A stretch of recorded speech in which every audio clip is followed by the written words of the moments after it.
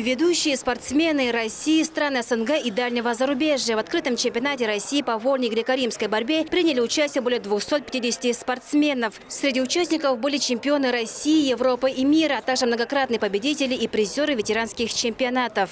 На этих соревнованиях интересно, что два вида единоборства, греко-римская и вольная борьба. Команды очень хорошо подготовились, особенно сборная команда Дагестана, 40 человек. Здесь дома готовились именно по греко-римской серьезно, потому что этот вид спорта у нас в республике не очень популярный, поэтому мы готовились на выезд вот серьезно. Но я по греко-римской борьбе занял первое место, золото. Со мной боролся, второе место занял. И по Оренбургу тоже мы встречались, тоже он мне проиграл. Он чисто в греко-римской борьбе, неоднократный призер. И на этот раз его я вообще хорошо, легко выиграл по бросок через Петро. Республику на турнире достойно представили 12 спортсменов разных возрастов. В копилке наград золотые, серебряные, а также бронзовые медали.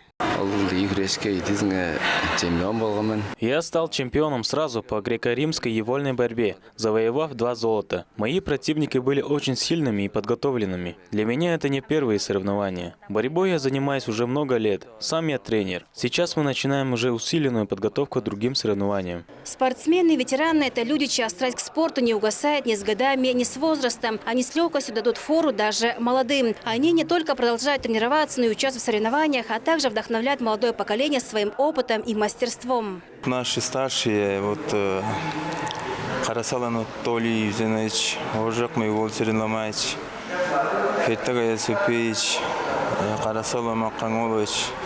На них равнялись, и мы первый раз поехали на этот чемпионат России. В студенческие годы участвовал, и последую по сегодняшний день стараюсь не пропускать, так сказать, заниматься спортом. И чтобы у меня у самого сыновья растут, чтобы им тоже подавать пример, а я сам равняюсь на своих старших. Примечательно, что наши спортсмены завоевали 17 призовых медалей именно в год 65-летия вольной борьбы в Туве. Наши ветераны показали большой пример для нашего подрастающего поколения, для детей, молодежи, что хоть и после, скажем так, молодого возраста, можно заниматься и нужно заниматься спортом, продолжать свою карьеру спортивную. И подтверждение того, съездили на чемпионат России и выступили с очень хорошим результатом.